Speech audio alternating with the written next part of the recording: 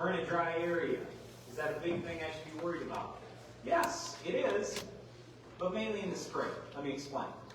In the fall, this is one of the reasons why personally on our farm I like oats rather than rye, because it's going to die off for sure in the winter.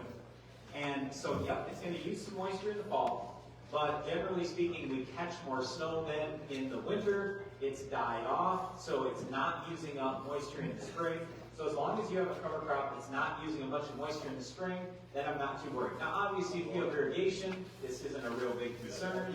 But yeah, I would be a little worried if I was in a super dry area about having that live into the spring. We've seen guys have issues with that before.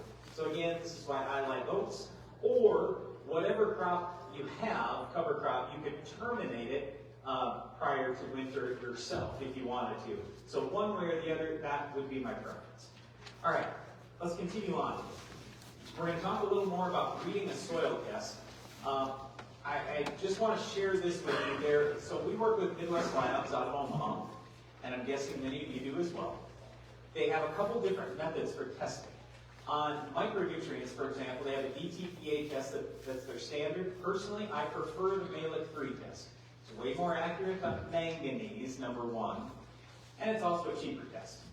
And so the numbers are just a little bit different with the Malic-3 than with the DTPA. So just understand all the stuff I'm going to be talking about. We're using Malic-3. There are also some different phosphorus measurements. There's P1, P2, and Olsen.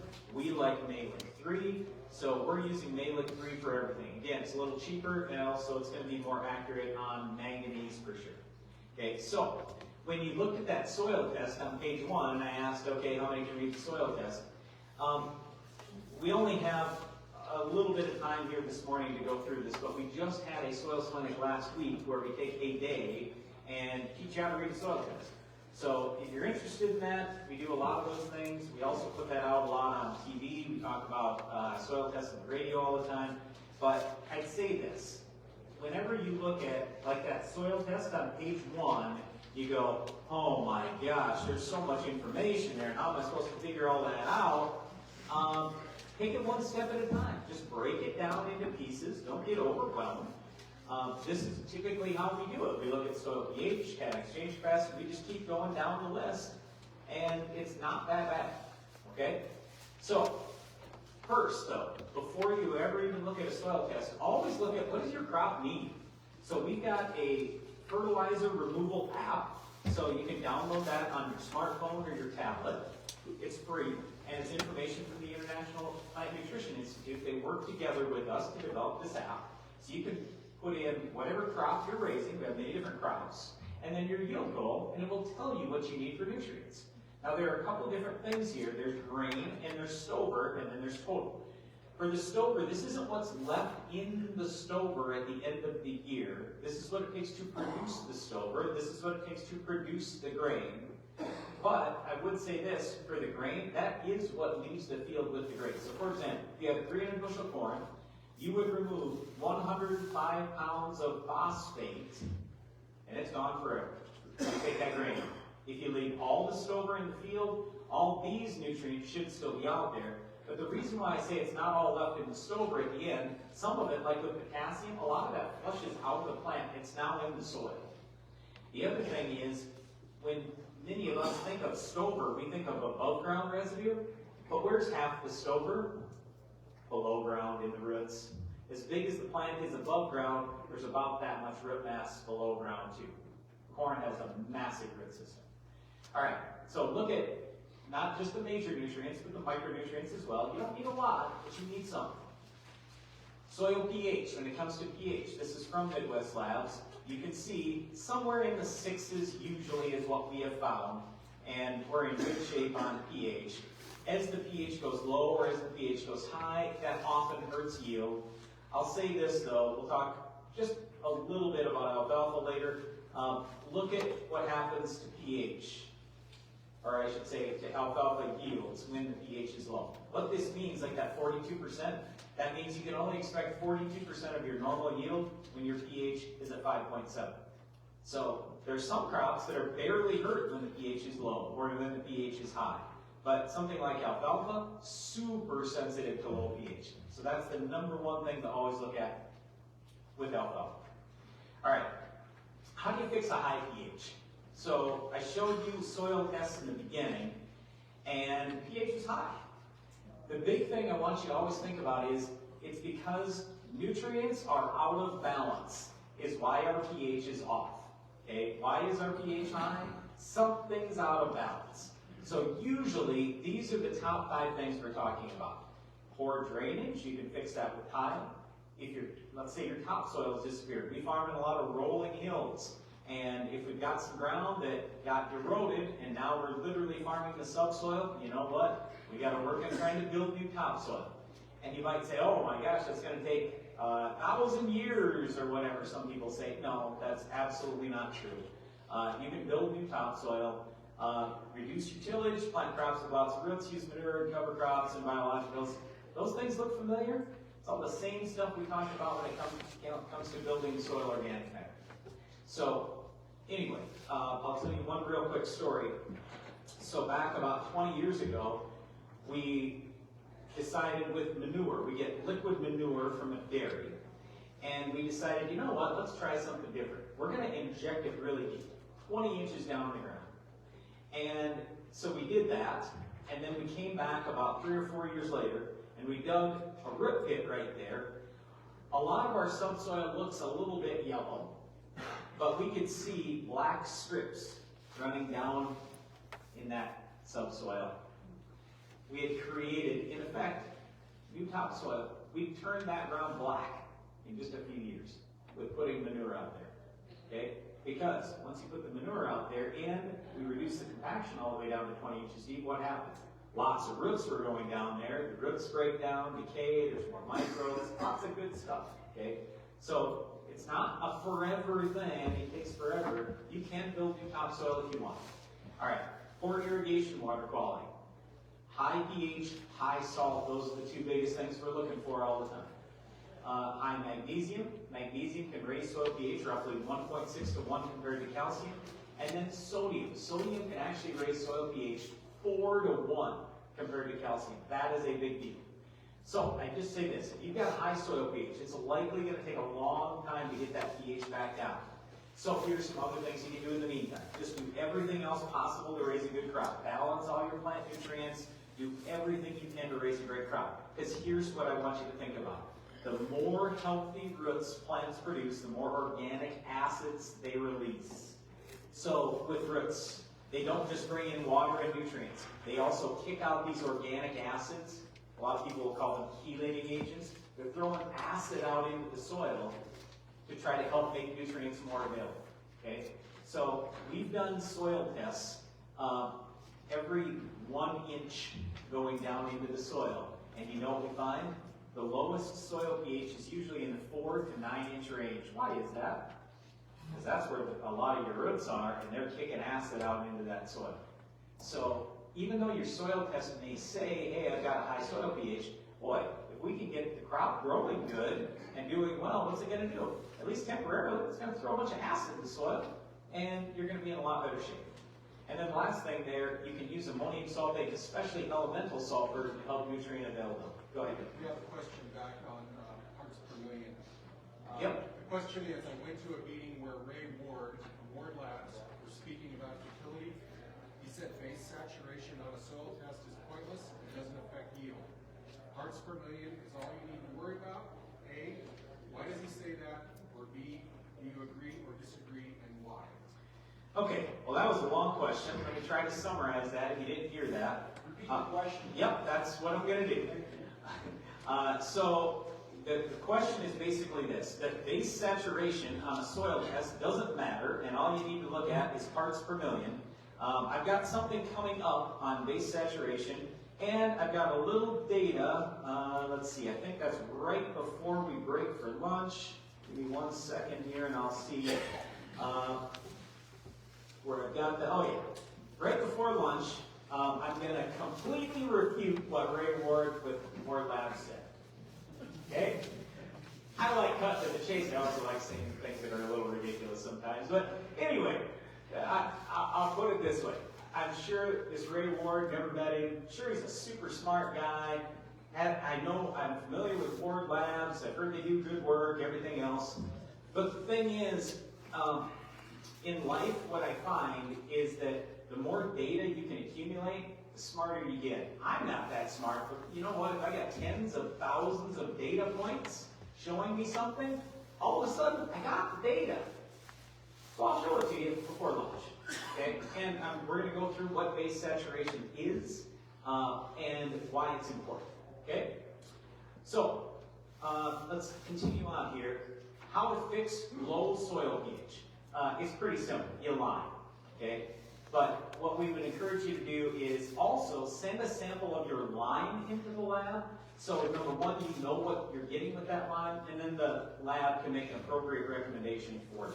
The biggest thing you're going to have to decide, or your lab can help you with, is do you need a calcitic lime that's low in magnesium, or do you need a dolomitic lime that's high in magnesium?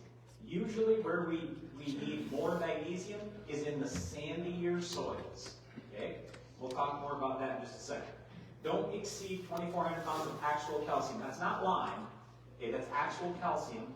So like for us on our farm, the lime we put about 6 tons on, and then we're still not going above that 2,400 pounds of actual calcium. The reason why we don't want to get that carried away in actual calcium is because calcium in excess can tie up things like iron. That's usually the first one it ties up. So we got to be careful about overdoing it on something and then creating another problem that we didn't have before. Okay? Just always be conservative when liming. Don't apply too much. It usually takes about 3 to 5 years to fully break down. This is a mistake we made on our farm. And also in extreme drought when you're sampling, the tests are going to show probably just a little bit less than normal. So in other words, if I show, like this year, we're coming out of a drought. And if my soil test says 5.8, I might actually be at a 6 or 6.1 or something like that. It's usually a little bit lower in a drought. And then take a look at why your pH got low in the first place. So let me show you an example off our own farm. So about, 10 or 15 years ago, a lady walked into my office one day and she goes, hey Brian, I've been to a bunch of your seminars and stuff. We own some ground. We were wondering if you'd be interested in farming our ground. I said, well, I'm interested, but do you have any soil tests? Now, first of all, I just want to ask you this question. If anybody has ever come up to you and said, hey, I'd like to have you rent my ground, is it your first response, yes? And your second response, right now? I mean, like instantly, yeah, I'll rent your ground, whatever, don't care. What we've learned over the years is, and what I said to her is, I'm interested in renting your ground, but quite frankly, I don't even know what to pay you. You might have the best ground in the county, you might have the worst. No offense. I don't know. Let me just look at your soil test and I can tell you pretty fast. You know what she said? I don't know if we've ever soil tested. They said, how about this? We'll go soil test for you. I'll send my guys out there and we won't spend a lot of money, we'll just do 5-acre grades. Okay, this was the pH map that came back. All right, and I realized that you can't read this very well. Oh, let me show you a little trick too. So, I see many of you have gray hair, just like I do. Here's a little trick that I've learned as our eyes start to fail us. Take your phone, pull up your camera app, zoom in, and now you can probably read the stuff I got on that page a little better, if you forgot your reading glasses, okay? But anyway, on the screen, let me just highlight this for you real quick. What you see in the purple is low pH. And I'm going to highlight this area right here where it's a 4.4 pH. What did we just talk about? How bad that was for you? That's terrible. Right next to it, the very next grid point right here is 7.9. Darren and I, back in 2006, went to Ukraine. Please don't go to Ukraine today. But anyway, we went to Ukraine. And apparently, we got told the story a couple times that Joseph Stalin took a trip to Montana. I didn't know this. But apparently he went to Montana. And after he'd been in Montana, decided that the appropriate farm size for Russia was 10,000 hectares. You know how many acres that is? That's 25,000 acres. So we were on a couple of guys' farms where they're farming 25,000 acres, and they're farming it all exactly the same way. Every acre's farmed the same way. got a little 140 acre field or whatever it is here, and what I'm trying to tell you is, if you farm even this 140 acre field all the same way, you're making a massive mistake. I want you to think about how has nitrogen been applied on your farm over these decades. Here's how it was applied on our farm. We'd say, well, last year we raised, I'm going back quite a few years, we raised 150 or 170 bushel corn. But you know what? I think we can get to 180 or 190 this year. What do you think we're going to put more on of?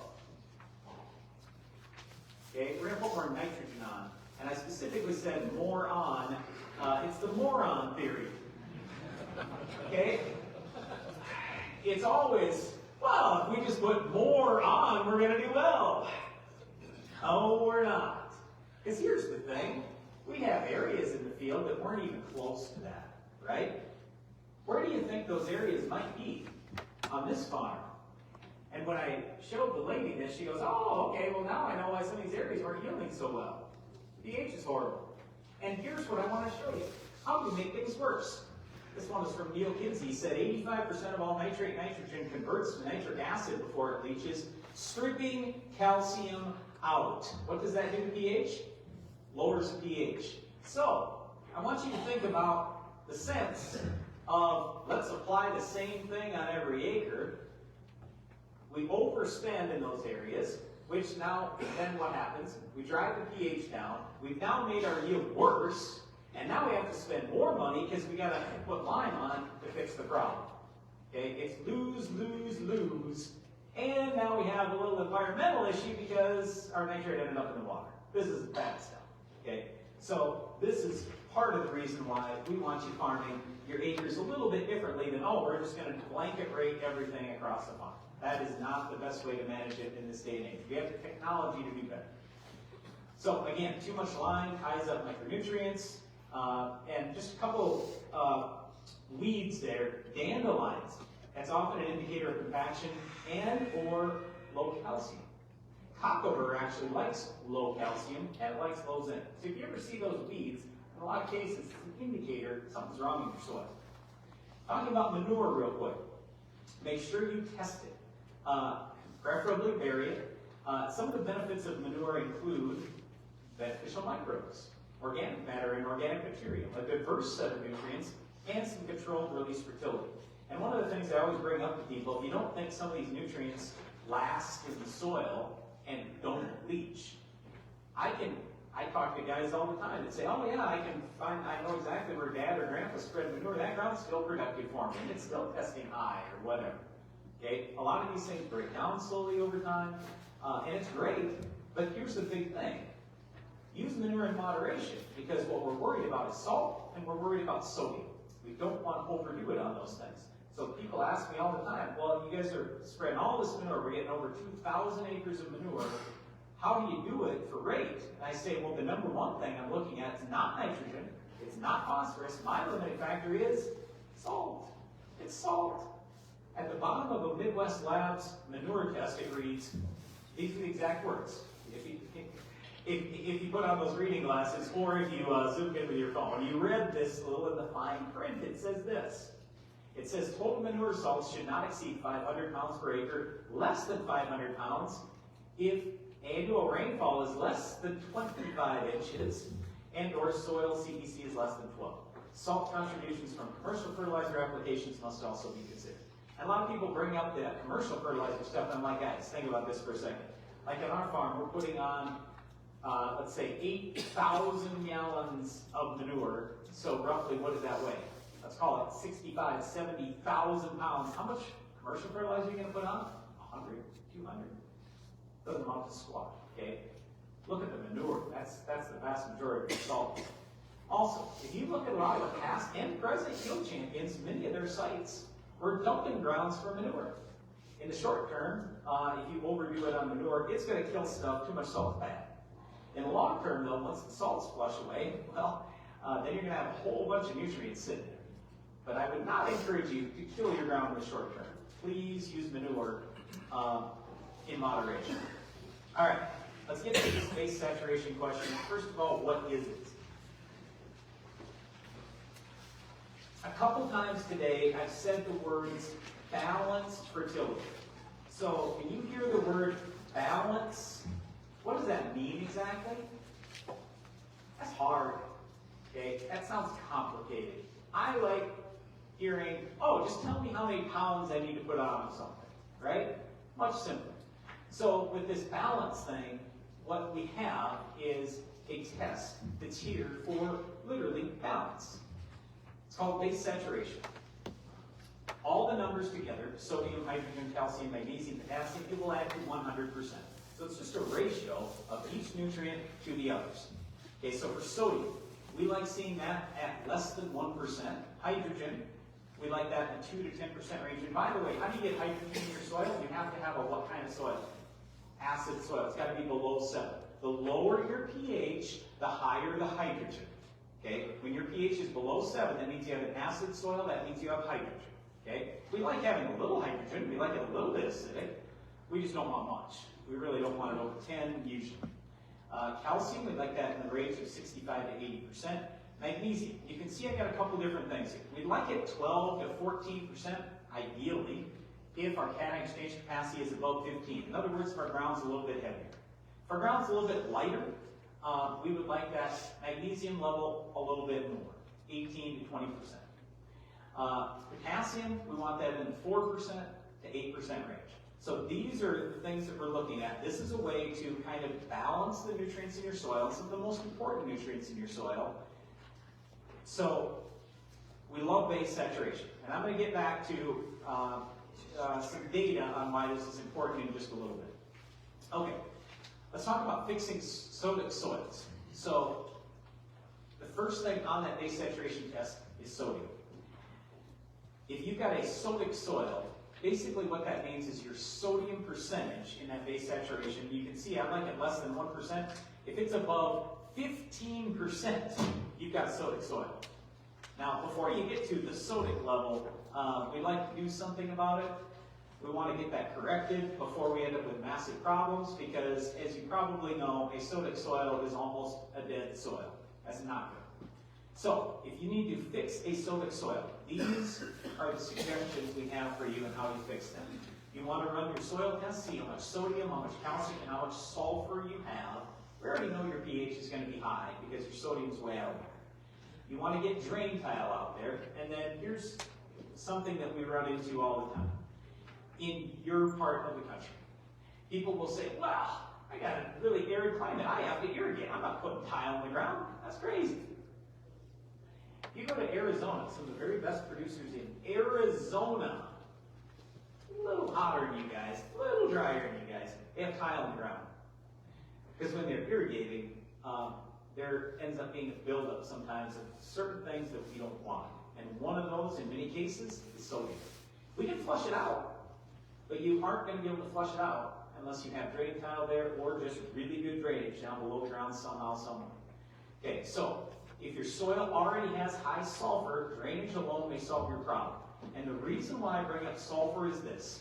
Sodium on its own is not going to just leach away. It's not just going to disappear. What we have to do with sodium is we have to turn it into a salt. Remember earlier when we talked about leachable nutrients, and I said something that's leachable is salt? Okay, if we can turn sodium into a salt, we can flush it out. It takes roughly 1 pound of sulfur to remove 1 pound of sodium. So if you've got any sodium issue, you can write that down. It takes about 1 pound of sulfur to remove 1 pound of sodium. Okay? And what we're trying to do with that sulfur is we want to get it into sulfate form. It's going to combine with the sodium to form sodium sulfate. That's a salt. That's leachable. We can flush that out over time. All right? So if your soil has high sulfur already, literally if you put tile out there, that may solve the problem. Might just go away on its own. Otherwise, if your soil has low sulfur, you're probably going to need some sulfur. If it's got low sulfur and low calcium, then that's where a lot of people talk about gypsum. So I hear all the time about, well, let's just throw gypsum out there. I got a sodic soil. Whoa, wait a second. We got to test. We got to see, is the gypsum going to make sense for us or not? So this is the challenge with, you talk to some other farmer, or you read in a farm magazine, well, gypsum solves sodic problems. No, it doesn't in all cases. It solves it, sure, if you need calcium, and you need sulfur, and you already have good drainage. Okay? You gotta know the other factors that go with it. Alright, anyway, at the bottom there, you can also incorporate some high carbon residue and try to get something growing, maybe barley. Barley seems to do well in higher sodic soils. You gotta get it going. Here's a sodic soil test that was given to us, and a farmer had asked, alright, how am I gonna fix this soil? Yeah, you see that number there?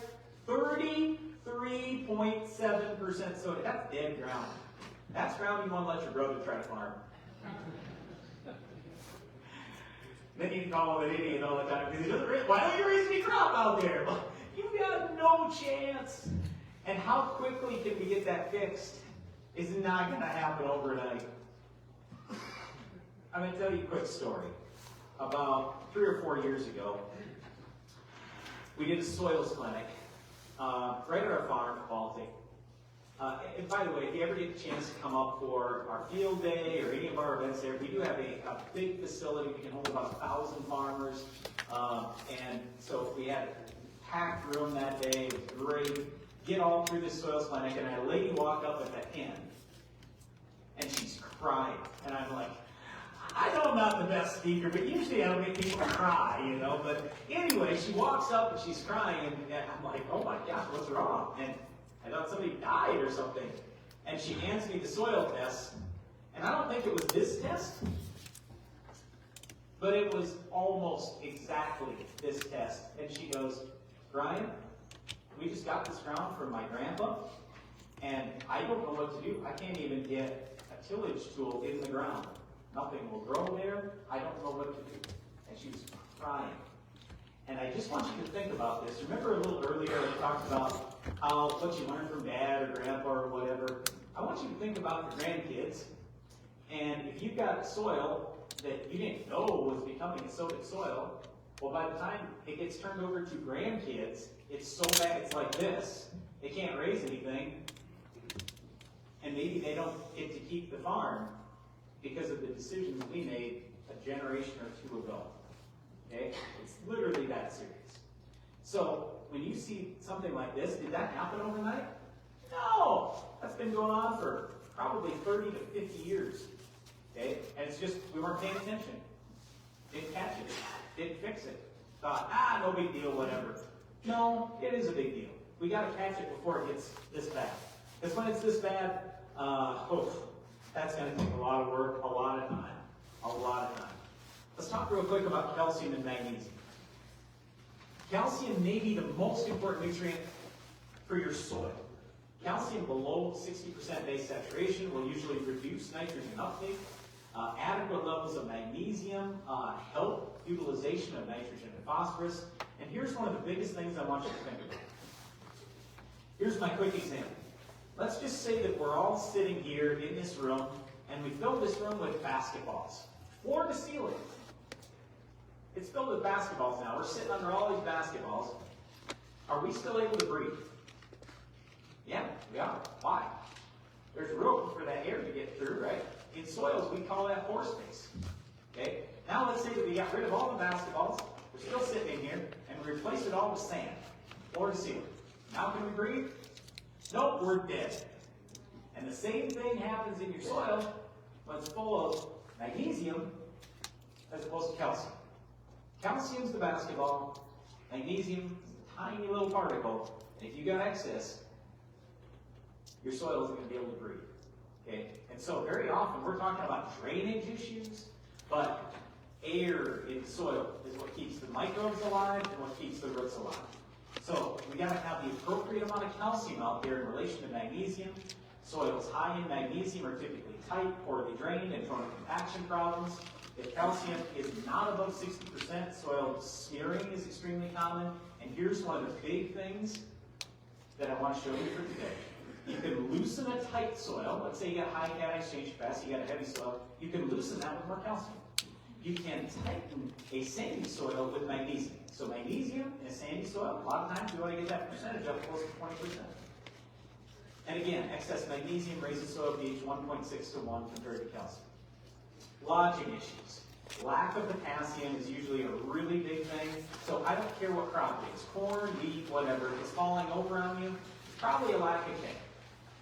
Manganese and copper are also important, as is the nitrogen to potassium ratio. Other things, drought, obviously can hurt you with lodging, but here's one of the biggest things, excessive planting population. So, take 7 to 10 times whatever you want to plant, and that should be your yield range. So for example, let's say that I want to plant 30,000, all right? 30 times 7 is 210 bushels. 30 times 10 is 300 bushels. What I'm saying is if you plant 30,000 plants per acre, your yield should be somewhere in the range of 210 to 300, okay? If it's less than 210, I'm number one, I'm going to tell you you should probably cut back on your planting population. And two, I'm going to tell you planting population is not your yield limiting factor. Now, if you're over 300 and you're still planting 30,000, I'm going to tell you, you know, you're probably benefit by bumping your planting population. So that's a big thing for you to think about. On wheat, check this out. The world record holder, Eric Watson, he's from New Zealand. He's been over to our farm and had plots a couple different years on our farm. My brother Darren and our research lead Glenn have been over to New Zealand to see him. You know that when he set the world record on wheat, his final stand was 400,000 plants per acre. That's it.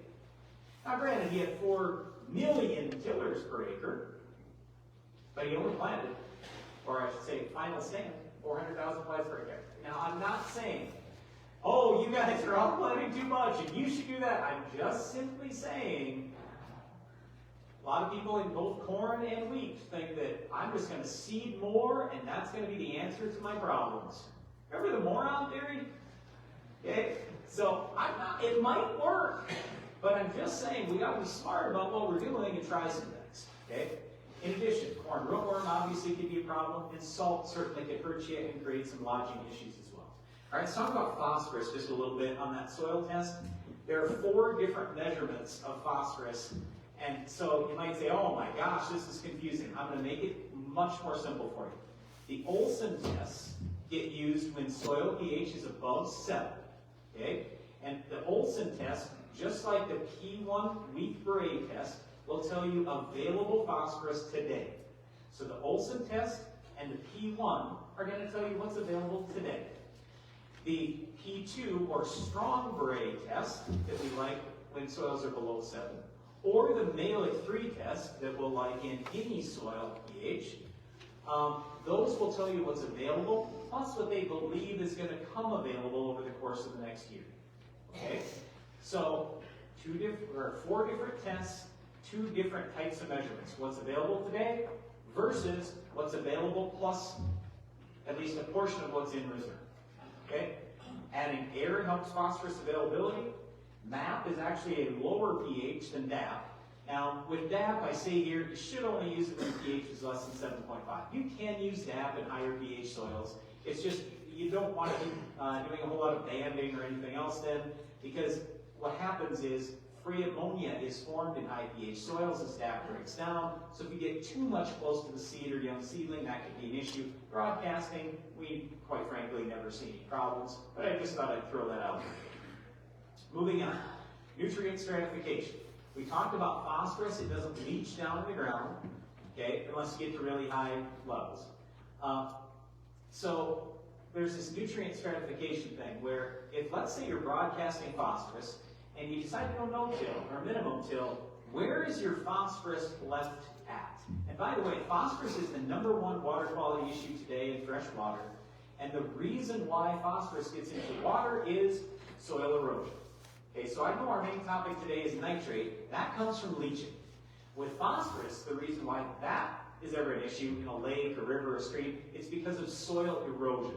Okay, so how you prevent phosphorus issues in water is you get it down in the ground and you do everything you can to prevent erosion.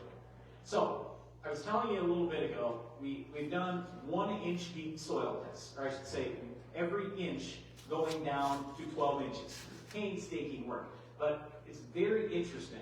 And I want to show you, the first time we did this was quite a few years ago now, and we took a long-term no-till field, a long-term strip-till field, and a long-term conventional till field, and then we looked at, on the left side, parts per million. And by the way, this is P1 phosphorus, so this is what was available right then that day. As a bare minimum, let's just say we were going for 25 parts per million at all levels in the soil. With the no-till, it was all in the first 2 inches. With the conventional till, we had to get down to about 5-6 inches before we got below that level. With the strip till, we were above all the way. Now, these aren't the same farmers, not farmed the same way, fertilized the same way. Don't worry so much about, oh, why is there so much fertilizer there? Well, quite frankly, it's just there's a lot more fertilizer applied there. What I wanted you to look at is where is the fertilizer. So this chart will maybe illustrate this a little bit better. This is showing you what percent is in each 1 inch. So for example, in the no-till, 35% of all the phosphorus in the top 12 inches was in the top inch. And then if we go to the second inch, that was about 20%. So 55% of what was in the top 12 inches was in the top 2 inches of soil. What percent of your roots are in the top 2 inches of soil? One heck of a lot less than 55%, right? Here's one other thing that I wanted to show you when we did this. Oh, and before I go on, I'm not telling you here, oh, well, everybody needs to go to strip till instead of no-till. Look, I don't care what you do. No-till, strip till, conventional till, however you want to farm, we're here to help you, whatever you do, okay? I'm just trying to show you that phosphorus, number one, phosphorus doesn't leach, and number two, if all you do is lay it on the soil surface, it's not getting down by magic, okay? You have to place it down in the ground, somehow, some way, unless you want to go with ridiculously high rates like the guys in California and Oregon's, okay? Here's the other thing. With soil testing, take a look at this. With those same 3 fields, we also tested potassium. What we're shooting for in potassium base saturation is 4% as a minimum. So my point is this, okay, it was only the conventional till guy, and we were above the level of 4% and just in the top couple inches. Look at the strip till guy and how low the level was. Now go back to how high the level was for that strip till guy right there on phosphorus. So what I'm saying is, if I was making the fertilizer recommendations for that field, I'd say, quit putting phosphorus on, you got more than enough. Let's spend all your money on potassium and whatever else you need. But how often has your fertilizer dealer ever come to you and said, you know what, you're in great shape on this nutrient, let's skip phosphorus this year and let's go all potassium and micros this year. Has that ever happened in your life? Do you know if it should? If you don't know how to read the soil test, you're totally counting on somebody else. And quite frankly, again, if you're spending millions of dollars in your farming career on fertilizer, just think about this for a second. If you don't know how to read that soil test, you're in effect giving a blank check to your fertilizer dealer. And you may say, well, no, I'm not doing that because I'm telling them you got to cut back on this, or I'm only spending so much, whatever. Still, they're in complete control on your fertility program, which is maybe the most important thing for yield on your farm. I'd encourage you to learn more about soil testing. All right, continuing on. On our farm, this is what I'm looking for on our heavy soils. I don't have, I threw this light soil fertility targets in also. I'll get back to that in a second. The light soil one is not in your handout. I apologize about that. The heavy soil one is. But I just wanted to show you on our farm, this is what I'm shooting for when I'm going for 300 bushel corn. Okay? So on our heavy ground, where I'm going for 300, these are the levels I'm kind of looking for. If you would like to take a picture of this, you certainly can. If I had, because it's not in your handout, but if I had light soil, this would be more kind of what I'm looking for. On the pH adjustment side, you might see something that other people aren't talking about. When your pH gets up, when it's higher, I would add a little bit of elemental sulfur. As elemental sulfur breaks down, that should lower your soil pH just a little bit. So we like elemental sulfur. Okay? Anyway, the other big thing that I highlight here is these are Mehlich 3 soil test levels.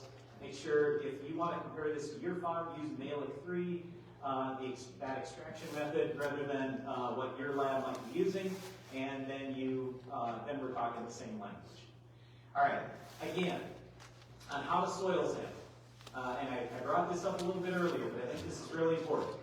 Whether you're using grids or zones, please make sure you pick a GPS point, Okay? You drive right to that point, you get out of your vehicle, and I usually tell guys, look, just sample 2 to 3 cores on the side, 2 to 3 cores on the back, 2 to 3 cores on the other side, 2 to 3 cores in the front, throw all in your bag, you're done.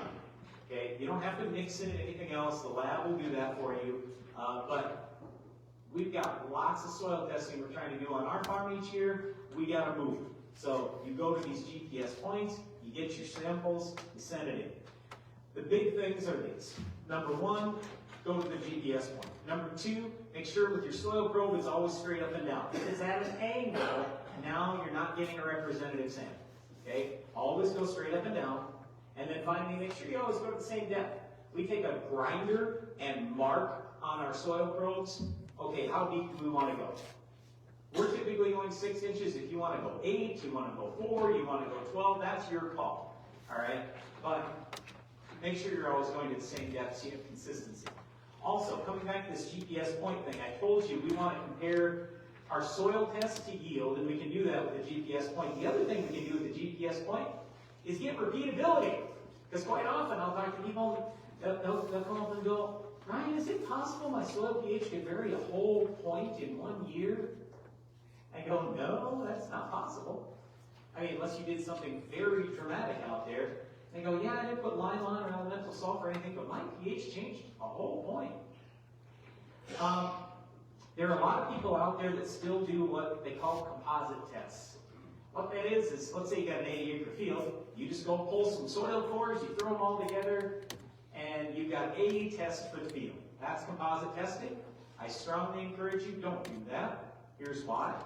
When you get a composite test, all that's telling you is the average, at least the average of the areas you pull. And now the odds are extremely high. Half your field's going to be under-fertilized, the other half over-fertilized. Okay? Please don't do composite testing. That's just like I was showing you with Ukraine. Okay? Farm stuff, all the same on 25,000 acres. Even the one field of ours, my gosh, farm it differently by the acre, at least by 5 acres or whatever.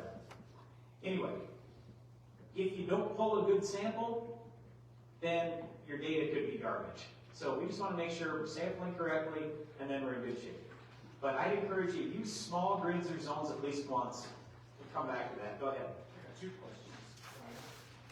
He says he has 2 questions. So the first question is, on the soil test for 313 pounds of N, Yep. what did you do as far as N applied? No. Put none on. And had great yield. Second question, going back to CEC times 10, Yep. get your soil holding capacity for nitrogen. Yep. Some companies are marketing humic acid as a nitrogen stabilizer. Yep. Have you guys ever done research on pairing humic acid with your nitrogen application? Can you potentially increase that CEC times 10 rule of thumb? Okay, so again, with any nitrogen stabilizer, can you increase it maybe a little bit for a short time? Yes. So let's say it was in season or pretty close to when the nitrogen is going to be used. Can you push it? Probably a little bit. As to whether humic acid is as good as some of the other stabilizers, I'll say this. Many of the commercial stabilizers, they've been tested, some for decades now, they're pretty proven. Ammonium thiosulfate, believe it or not, with liquid 28%. So again, ammonium thiosulfate with liquid 28% has shown to be almost as good a nitrogen stabilizer as some of the commercial products you can get. And here in the last few years, yes, a lot of people have been saying humic acid is a good nitrogen stabilizer. We haven't proven that out one way or the other. We haven't done the research on that. I've just heard an awful lot about it. So here's the challenge. Humic acid, I was talking to some guys before our meeting today, and I said humic acid is not regulated very well. They don't, here's where I'm going with this. Let's say you want to go by glyphosate, okay? It will tell you how much active ingredient there is, and you know that it's regulated in the US, it has to be what it says it is, or at least really close, okay? So you know how much active ingredient you get. With humic acid, there is no such thing. I don't know. And you might say, wow, my company says we have this percent humic acid. Nope, there's no regulation on it. And also, I think it's the California test. It's literally a color test. And honestly, God, they've taken coffee, they've taken motor oil, they've taken things that aren't humic acids at all. And oh, they test off the chart. Oh, those are great humic acids because they have a dark color. Seriously. So to say that humic acid is going to help, it might. But the problem is I can't tell you if you actually have a truly great humic acid or one that isn't a humic acid at all. One more. A big portion of our area is this Olsen test for P. Yep. Because we're primarily above 7 pH. Yep. Can you dive a little deeper as to why you like Malick over Olsen? What's the difference in what that test is actually showing? Yeah, okay, so if I could get an Olsen test also, I don't have any issue with that. It's just telling me what's available today. And that's fine. But I like the Malick because it's cheaper, and I get all I mean, everything from NPK, sulfur, and the biggest thing with Malick and why I like it is manganese. I don't like the DTPA manganese test at all. That doesn't work. But anyway, with Malick, it's cheaper, and then I know not just what's in the soil today, but what hopefully is in the soil today, plus what's going to come available this next year. So I like that. I have no issue if you want to use an Olsen test. Perfectly fine with me. I don't care. All right, just a few last things to finish up before we go to lunch. So again, we've talked about how to pull the soil test, but what I want to talk to you about is, please, at least at some point on your farm, pull 1 acre grids or zones. And you might go, oh my gosh, Brian, you know how much work that is, and how many acres I farm and everything else. I'm not saying you have to do it every year, but if you do it even one time, you're now going to know your cation exchange capacity for a really long time. Okay? And what's going on in that soil. And the variability. And you can then even things out in your soil. So, we're talking about nitrate today is our #1 topic. I want you to know, you have heavy ground everywhere, you have light spots, things like that. And now you can use that actually for many years. So if nothing else, do one field. Just do one field to start. Look at the variability there. See what you could learn. Okay? Try it out. Trust me, it will make you money if you use that. On our farm, we had this 60-acre field, and so we tested it in 10-acre grids, 5-acre grids, and 2.5-acre grids. I just want to show you this as an example. Okay? I would have said, when I looked at this, oh, the entire, in this case, north half of that field needs to be lined.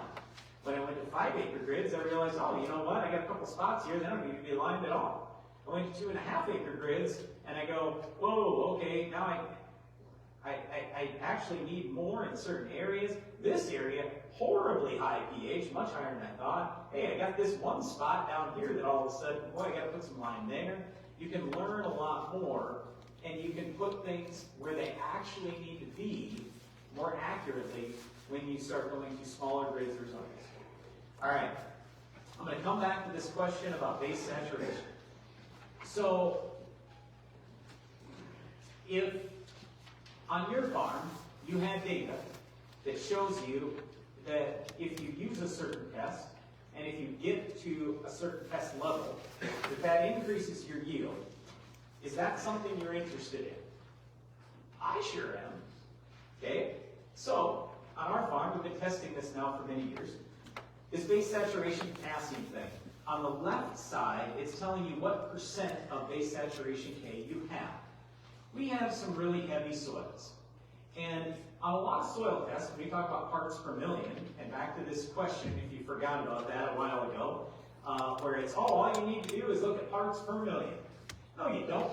Because on most tests, if I'm in the, let's call it 200, 250 parts per million range on potassium, it's going to say I'm good, right? What I'm trying to tell you is in a heavy soil, no possible chance in the world you're good anymore. You need to see how you're doing for balance of nutrients in your soil. And that's what base saturation K means. So on the left side, it's 1%, 2%, 3%, 4% base saturation potassium. On the bottom, it's yield on corn. Look at where all our good yields came from, 240 plus. You will see that the base saturation K, I had nothing down in that 1 or 2 or even up to 3% range. And the trend line is telling me, hey, I got to get to 4% or more. And we've seen this time after time after time. I literally have tens of thousands of data points now on our farm. And we're working with a lot of farmers who are also doing this now. There's a program we started using here a couple years ago called Verify. It will do a couple different things in the soil test programs we've used in the past. First of all is this. How do you fertilize your ground if you don't soil test? Okay? What did we talk about earlier? A lot of people just put a blanket rate out. Oh, I'm going for this yield, I'm going to put out that much fertilizer for that yield. Is that really the best way to do it? With modern technology, we all have, or I assume just about everybody in here has a yield map, right? Why not fertilize based on crop removal? With this Verify program, it will literally automatically take your yield map and create a variable rate fertilizer map. So now you don't even have to soil test. You can simply put out what you removed. And now we know we're not falling behind on our fertility. And we put our fertilizer back where we need it. For example, on our farm, I was telling you we had a pretty dry year. But in some of our low grounds, and some of our best stuff, highly fertile ground, we had some areas, and I still can't believe this, our best field was 272 bushels this year. Dry land. And we had almost no rain. And we have spots in fields of 340 bushel corn, but in the same fields we'd have 100 bushel or less in spots. Now if I went with a blanket rate, and I said, well, the field averaged 210, and I put out enough fertilizer for 210, all those bad spots, I way over fertilized, I wasted my money there. And all the good spots where I pulled some areas of 340 off, well, I under fertilized that. Okay? That's not a smart way to do it. So this program, it's amazing. So where we're not soil testing, we're using that. And the other big thing I was just showing you about this matching soil test to yield thing, this program will do it for you automatically. So now we're working with lots of farmers with their data too, and it's just showing me, hey, that base saturation thing, that's legit. If we don't look at base saturation, all we do is parts per million, and based on all the lab says parts per million, we're good. No, we're not. We have to have the soil balance. And I have the data to prove it. Okay? Without that, I mean, if I go back to this last slide here, I mean, I knew potassium was important. And I could see in some of our fields, oh, we got some yellow around the outside edges and on the lower leaves. Well, now, literally, I could, if I ran enough numbers, I could calculate what could I afford to spend on potash. I could. Because I can see what my average yield gain is. It's awesome. I can see what level I need to be at, where I need to be at. So, anyway, I could spend half a day talking about the importance of base saturation. And I understand there are a lot of people, and a lot of super well-respected people. I mean, Ray Ward's no dummy, okay? So, super smart guy. But I'm just saying, this is something newer. I got all kinds of data now, and I got to look at base saturation because I got to look at balancing soil. All right? So anyway, we're going to break for lunch. Before we do, I'm going to leave you with this thought. So there was a teacher who took his first year he was a teacher, and they'd always do these pictures, you know, for the kids, the teachers, and everything. So year one, he wears this outfit. Year two, the pictures come back, and he goes, hey, I didn't even realize I wore the same outfit. That's funny. You know what? I'm going to keep doing that. And he did it for 40 years in a row. Now, apparently, as the story goes, and you can see he's just a little bit thicker there at the end than in the beginning. He put the outfit on just for the picture and then take it off at the end. But anyway, here's my point. How long is your farming career? How much are you changing on your farm? And I'm not saying you have to change everything, but I'm just saying it's very easy to just keep doing things as we've been doing them. We can do that.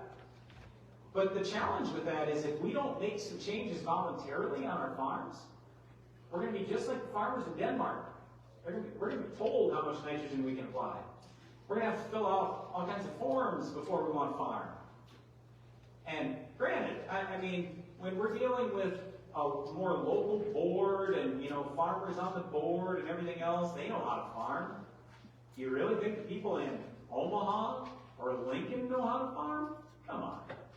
Okay? I don't want to be ruled by those people or the people in Washington, D.C. So I just encourage you, think about what can I do? I don't have to change everything, but what can I do a little bit different so we can make a little more money, raise a little bit better crop, and hopefully end up with a little less nitrate in that water? All right, so after lunch, we're going to talk just a little bit more about soils, and then I got a few other agronomic things for you as well. So we got about a 45-minute break for lunch, and I don't know exactly how we are dispersing for lunch or anything else other than I'm probably going to run and try to beat all of you. But anyway, that's usually my brother Darren. I usually get started with this, and then Darren I see is sprinting to the food line. But anyway, so think about that just a little bit during our lunchtime. And also, I've got a little quiz for you as we start right after lunch. And Scott already talked about that quiz that he's got, but if you look on page 13, we got a little quiz as we come back from lunch, so we'll talk about that right after lunch as well. If we could all exit through this corridor right here where Kyle Ann is standing, they have 4 lines set up for us out there, so we should be able to move through that fairly quickly and get to enjoy our lunch. Want to just remind everybody about our quiz contest going on. We'll be terminating those quizzes at 12:15. So hopefully you can get those answers all figured out and submitted. At the registration table. I'm sorry, turn those in at the registration table on here. Thank you. Please enjoy your lunch. I don't think we made it first. On close.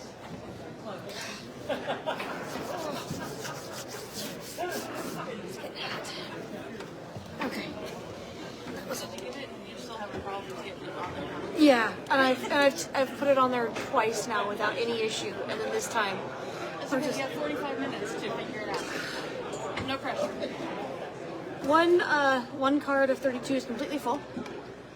So that was a fun change, which that one I did in less than a minute. And I've already changed out the battery once. Is it charging? And so yeah, it's charging, but I'm gonna grab the quick charge real fast because I don't think this is my quick charge one. But so I thought it was, and when it automatically was like, hey, I need to change you again, and I'm like, it's been 45 minutes. So do you need it needed to help you communicate? Are you good? I'm good. I'm gonna trade these out and see if this is the quicker one. So I know one's a fast charge and one's a slower one. We've had up to 5 people on the Facebook I was Live. out there once.